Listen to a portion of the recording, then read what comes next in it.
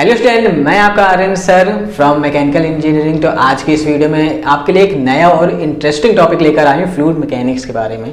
Fluid mechanics के बारे में हमने यूट्यूब पे एक वीडियो अपलोड करी थी जिसमें हमने इंट्रोडक्शन, उसके मैटर के बारे में और फ्लूइड के कितने टाइप्स होते हैं उसके बारे में हमने बेसिक उसका इंट्रोडक्शन करा था। आज की इस वीडियो में हम थोड़ा डीपली पढ़ने वाले हैं, क्योंकि मैं आपकी अपने YouTube चैनल पे, जो कि हमारा कैरवेल इंस्टीट्यूट है, अगर आपने सब्सक्राइब नहीं किया तो उसको पहले सब्सक्राइब कर लीजिए। इस वीडियो में आज हम फ्लूइड मैकेनिक्स का पहला लेक्चर स्टार्ट करने वाले और हम जल्दी ही फ्लूइड मैकेनिक्स को अपने इस चैनल पे पूरा खत्म करने वाले हैं, क्योंकि हमारे नए जो अभी एग्जाम आ रहे हैं उसमें हम फ्लूइड मैकेनिक्स की काफ़ी ज़्यादा इंपॉर्टेंट से काफ़ी ज़्यादा इसके क्वेश्चन पूछे जा रहे हैं सब एग्जामों में आपके। तो इस वजह से मैंने ये टॉपिक डिसाइड करा है कि आपको जल्दी से जल्दी फ्लूइड मैकेनिक्स टॉपिक हम इस अपने चैनल पे खत्म कर देते हैं, जो कि आपके लिए काफ़ी हेल्पफुल रहे। चलिए वीडियो को स्टार्ट करते हैं।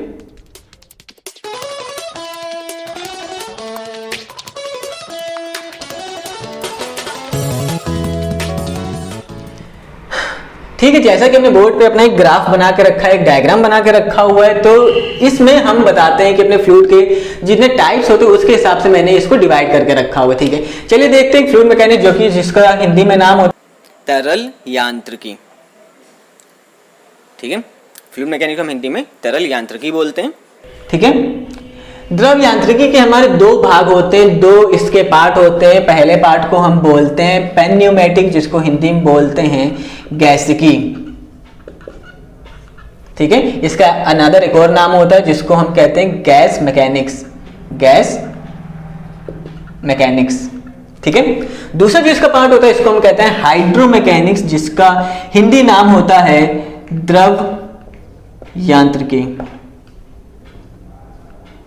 ठीक है, उसके बाद बात आती है पेन्यूमेटिक के। हमारे दो पार्ट होते हैं, पेन्यूमेटिक दो भागों में डिवाइडेड है, पहला दूसरा। पहला है जो एरोस्टैटिक है, जिसको हम हिंदी में कहते हैं वायु स्थैतिकी। अभी हम इसके बारे में थोड़ा डीपली पढ़ेंगे, मगर हम पहले इसका बेसिक कितने टाइप है वो बता दे रहा हूं। दूसरा इसका जो टाइप है एरोडायनेमिक है, जिसको हम हिंदी में बोलते हैं वायुगतिकी। ठीक है, इसी तरह अब हम देखते हैं अपने हाइड्रोमैकेनिक्स द्रव यांत्रिकी के कितने पार्ट होते हैं। द्रव यांत्रिकी में हमें तीन पार्ट होते हैं, पहला, दूसरा और तीसरा। तो पहला जो पार्ट होता है उसको हम कहते हैं हाइड्रोस्टैटिकी, हाइड्रोस्टैटिक्स। ठीक है, जिसको हम हिंदी में कहते हैं द्रव स्थैतिकी, द्रव स्थैतिकी। ठीक है, उसके बाद इसका जो दूसरा पार्ट होता है इसको हम कहते हैं हाइड्रोडायनेमिक, यानी द्रव गतिकी। ठीक है, उसके बाद इसी तरह हमारा जो तीसरा टाइप है इसको हाइड्रोकाइनेमेटिक कहते हैं, यानी इसको जो हिंदी में कहते हैं द्रव शुद्ध गतिकी कहते हैं, शुद्ध गतिकी। ठीक है,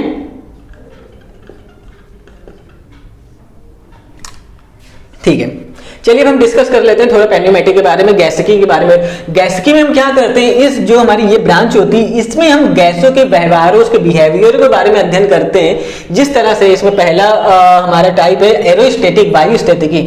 तो इसमें हम द्रव के स्थिर स्वभाव के बारे में अध्ययन करते हैं। ठीक है, उसके विरामावस्था के बारे में अध्ययन करते हैं। इसी तरह से एरोडायनेमिक, तो इसमें हम क्या करेंगे, जैसे कि हमारा पता चल रहा है गतिकी, नाम से ही पता चल रहा है डायनेमिक, तो इसमें हम क्या करेंगे, वायु होगी उसके हम मोशन के बारे में अध्ययन करेंगे, किस तरह से फ्लो हो सकता है, उसके फ्लो के क्या क्या बिहेवियर है उसके बारे में हम अध्ययन करते हैं, किसमें, एरोडायनेमिक के बारे में। ठीक है, तो इसी तरह हम आते हैं हाइड्रोमैकेनिक्स में। हाइड्रोमैकेनिक्स में हम क्या करते हैं, हाइड्रोमैकेनिक्स में हम द्रव के जो विरामावस्था में होती है द्रव पे, हम उसके बिहेवियर के बारे में अध्ययन करते हैं। जो द्रव हमारा स्थिर होता है, किस ब्रांच में करते हैं, हाइड्रोस्टैटिक के बारे में, हाइड्रोस्टैटिक में। ठीक है, उससे नेक्स्ट ब्रांच आती है हमारी द्रव गतिकी। तो इसमें हम क्या करते हैं, द्रव के जितने भी हमारे उसके बिहेवियर होते हैं, उस पर कौन सा हमारा फोर्स अप्लाई हो रहा है, द्रव की हमारी गति क्या होगी, कब द्रव फ्लो करेगा तो कितनी गति से वो कितने मोशन पे फ्लो करेगा, उस पर कब कौन सा बल अप्लाई होगा, तो उसमें हम पढ़ते हैं इसमें हाइड्रोडायनेमिक में। ठीक है, द्रव शुद्ध गतिकी, नाम से पता चला शुद्ध गतिकी, यानी इसमें हम क्या करेंगे, द्रव के केवल और केवल मोशन के बारे में अध्ययन करेंगे। उस हमें बल से कोई लेना देना नहीं है, बल और ऊर्जा से, उसके एनर्जी से कोई लेना देना नहीं है। हम केवल और केवल जो हमारा द्रव होगा, जो हमारा लिक्विड होगा, उसके हम मोशन के बारे में अध्ययन करेंगे, गति के बारे में अध्ययन करेंगे। किस ब्रांच में, हाइड्रोकाइनेमेटिक्स के बारे में इसमें ब्रांच में। ठीक है, तो आई होप हमने अपने इसके सारे टाइप हम बता दिए। अब हम बात कर लेते हैं, हम स्टार्ट करेंगे, किससे स्टार्ट करते हैं, तो हम हाइड्रोस्टैटिक्स से अपने लेक्चर को स्टार्ट करेंगे। चलिए बाकी हम रफ कर देते हैं जल्दी से। ठीक है, चलिए हम टॉपिक स्टार्ट करते हैं अपने हाइड्रोस्टैटिक में स्टार्ट करते हैं, जिसको हम दूसरे एक अन्य नाम से जानते हैं स्टैटिक फ्लूइड के नाम से। ठीक है, स्टैटिक फ्लूइड जैसे नाम से ही लग रहा है कि हमारा रुका हुआ, कोई भी फ्लूइड है जो रुका हुआ है हमारा। ठीक है, फ्लूइड को हमारे अगर हम डिफाइन करें तो किस तरह डिफाइन करेंगे, कोई भी हमारा ऐसा सब्सटेंस हो, कोई भी हमारा ऐसा सब्सटेंस हो जिसकी हमारी एबिलिटी क्या हो, फ्लो की एबिलिटी हो, बहने की एबिलिटी हो, किसके एक्शन में, शियर फोर्स के एक्शन में, किसके एक्शन में, शियर फोर्स के एक्शन में। ठीक है, एबिलिटी हो फ्लो करने की, तो उसको हम क्या कहते हैं, फ्लूइड कहते हैं। ठीक है, उसके बाद हम बात कर रहे हैं स्टैटिक फ्लूइड में। तो स्टैटिक फ्लूइड में हमारा क्या हो जाएगा कि अगर हमारा लिक्विड फ्लो नहीं करेगा, अगर हमारा लिक्विड फ्लो नहीं कर, जैसे कि एक हम डायग्राम बनाते हैं, यहाँ पे डायग्राम समझाते हैं तो आपको शायद ज़्यादा समझ में आएगा। हम अपना एक लिक्विड बना रहे हैं कोई कंटेनर में, मान लीजिए कोई कंटेनर, इसमें हमारा लिक्विड भरा हुआ है। ठीक है, उस लिक्विड पे हम अपने पॉइंट कंसीडर कर लेते हैं, उस लिक्विड पे हम अपने इमेजिनरी पॉइंट कंसीडर कर लेते हैं कि हमारे कुछ पॉइंट दे रखे हैं। ठीक है, अब हमने इस लिक्विड पे एक फोर्स अप्लाई करा, ऊपर से एक बल लगाया, एक फोर्स अप्लाई करा यहाँ पे। ठीक है, तो क्या हो जाएगा, हमारा लिक्विड कुछ आगे की ओर जाएगा। मान लिया ये जो पॉइंट है हमारा यहाँ पर आ गया, ये जो पॉइंट हमारा, क्योंकि हमारा शियर फोर्स है तो हमारे इसको पीछे धकेलने की कोशिश करेगा, तो हमारा ये जो पॉइंट होगा कुछ यहाँ पे आ जाएगा।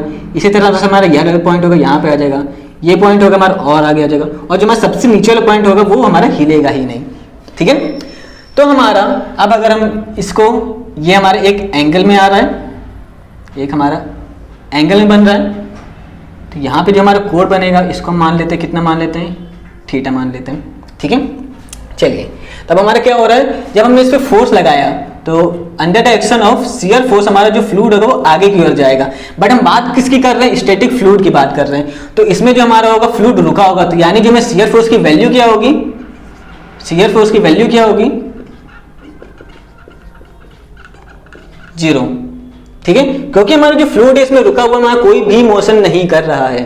ठीक है, अब हमारा जो यहाँ पे एंगल बन रहा है, जब हमने फोर्स लगाया लिक्विड आगे बढ़ा, तो हमारा जो एंगल यहाँ पे क्रिएट हुआ, इस एंगल को हम कहते हैं, इस एंगल को हम कहते हैं एंगल ऑफ, या हम कह सकते हैं इसको डिफॉर्मेशन एंगल, डिफॉर्मेशन एंगल। ठीक है, अब डिफॉर्मेशन एंगल की भी वैल्यू जो हमारी होती है स्टैटिक फ्लूइड में, डिफॉर्मेशन एंगल की वैल्यू भी हमारी कितनी होती है, 0 होती है। ठीक है, अब कोई भी अगर आपसे इसकी डेफिनेशन पूछता तो आप बता सकते हैं आराम से, क्योंकि कोई भी हमारा ऐसा फ्लूइड जिसके में शियर फोर्स की वैल्यू 0 होती है, कोई भी हमारा ऐसा फ्लूइड जिसके में डिफॉर्मेशन एंगल की वैल्यू 0 होती है। तो यहाँ पे हमको कितनी डेफिनेशन मिल गई, हमको 2 डेफिनेशन मिल गई। आगे हम और देखते हैं इसके। तीसरी डेफिनेशन हमारी क्या कहती है, तीसरी डेफिनेशन इसकी क्या कहती है कि हमारा जो स्टैटिक फ्लूइड होगा, स्टैटिक फ्लूइड होगा, मान लेते हैं हमारा इस पर हमने फोर्स जब अप्लाई करा तो हमारे u वेग से ये आगे बढ़ा। ठीक है, u वेग से हमारा आगे बढ़ा।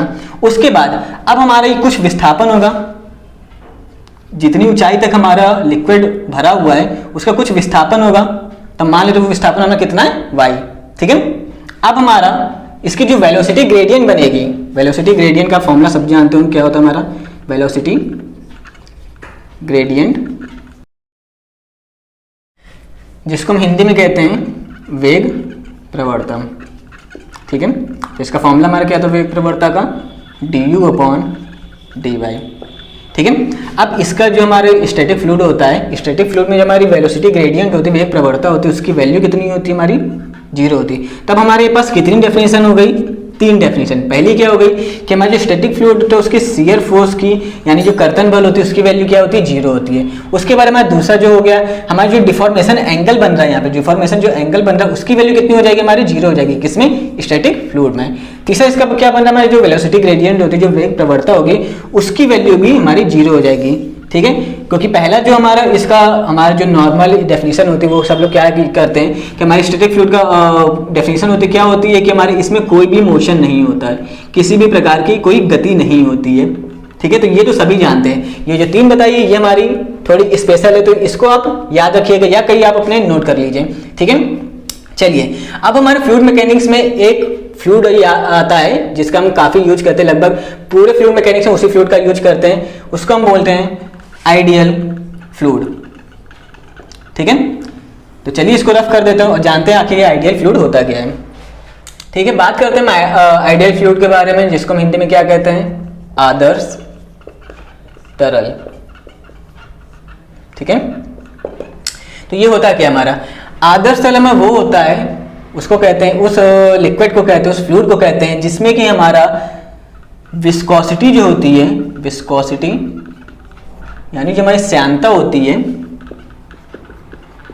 उसकी वैल्यू क्या होती है, 0 होती है। कैसे होती है, क्योंकि हमारी श्यानता होगी, हम क्या कहते हैं श्यानता को, हमारे जितना भी हमारा कोई भी हमारा फ्लूइड है, कोई भी हमारा लिक्विड, जितना भी हमारा उसका गाढ़ापन होगा, जितना भी हमारा वो सांद्र होगा, उसकी हमारी विस्कोसिटी जो होगी उतनी ही ज्यादा होगी।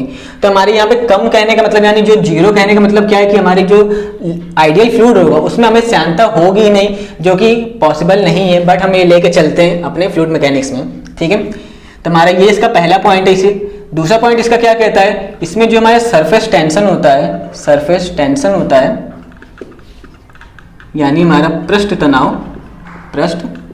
तनाव का मान इसमें 0 होता है, यानी में जो आइडियल फ्लूइड होता है उसमें हमारा पृष्ठ तनाव नहीं होता है। इसी तरह तीसरा पॉइंट देखें तो हमारे क्या होता है, इनकम्प्रेसिबल होता है, इनकम्प्रेसिबल फ्लूइड होता है ये। ठीक है, ये हमारा, या हम इसको कह सकते हैं कि परफेक्टली इनकम्प्रेसिबल होता है, कि ये हमारा ऐसा लिक्विड होता है जिसको जरा सा भी हमारे कंप्रेस नहीं होता है।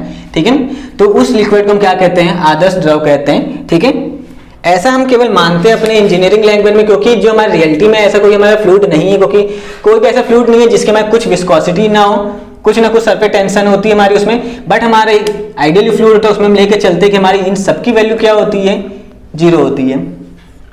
ठीक है, चलिए आदर्श तरल के पढ़ने के बाद अब हम जानते हैं कि हमारा एक क्वेश्चन और बनता है हमारे एग्जाम में, कि जो हमारे फ्लूइड होते हैं वो किस प्रिंसिपल पे वर्क करते हैं। ठीक है, तो हमारे जो भी जितने भी फ्लूइड हमारे फ्लूइड मैकेनिक्स में यूज होते हैं, जितने भी तरह के हमारे फ्लूइड होते हैं, वो हमारे किस पे प्रिंसिपल पे वर्क करते हैं, प्रिंसिपल ऑफ कॉन्टिनम। ठीक है, अभी प्रिंसिपल ऑफ कॉन्टिनम होता क्या है, तो प्रिंसिपल ऑफ कॉन्टिनम हमारे हम इसमें क्या पढ़ते हैं, जानते हैं, या हम कह सकते हैं इसको मानते हैं कि हमारे जो मैटर होते हैं उसमें जितने भी हमारे मॉलिक्यूल्स होते हैं, जितने भी हमारे मॉलिक्यूल्स होते हैं, उनके बीच के जो हमें इंटरमॉलिक्यूलर बॉन्ड होता है, इंटरमॉलिक्यूलर बॉन्ड होता है, मॉलिक्यूलर बॉन्ड जो होता है, उसके बीच में हमारा जो भी हमारे स्पेस होता है उसको हम निग्लेक्ट मान लेते हैं। कोई भी हमारा मान लेता है कि हमारा ये हमारे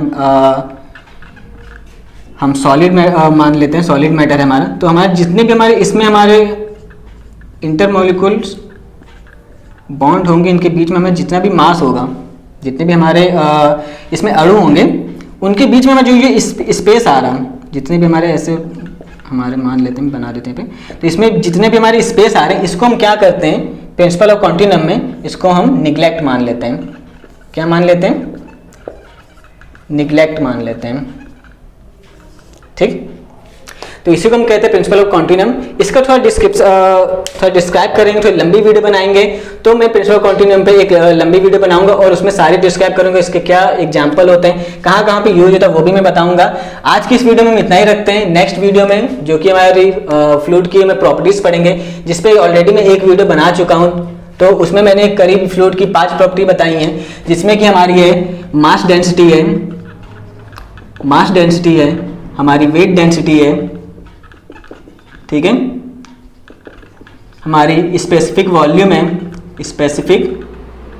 वॉल्यूम है, उसके बाद हमारा क्या है, रिलेटिव डेंसिटी है। ठीक है, तो ये हमने अपने जो 4 टाइप है वो हमने बताए हैं अपने एक वीडियो में, जिसकी लिंक मैंने डिस्क्रिप्शन में दे रखी है। तो आई होप आपको इतनी वीडियो समझ आई हो। नेक्स्ट वीडियो में मिलते हैं फ्लूइड के कुछ और प्रॉपर्टी के बाद, कुछ और नए और इंटरेस्टिंग टॉपिक के साथ मिलते हैं। अभी के लिए बाय बाय।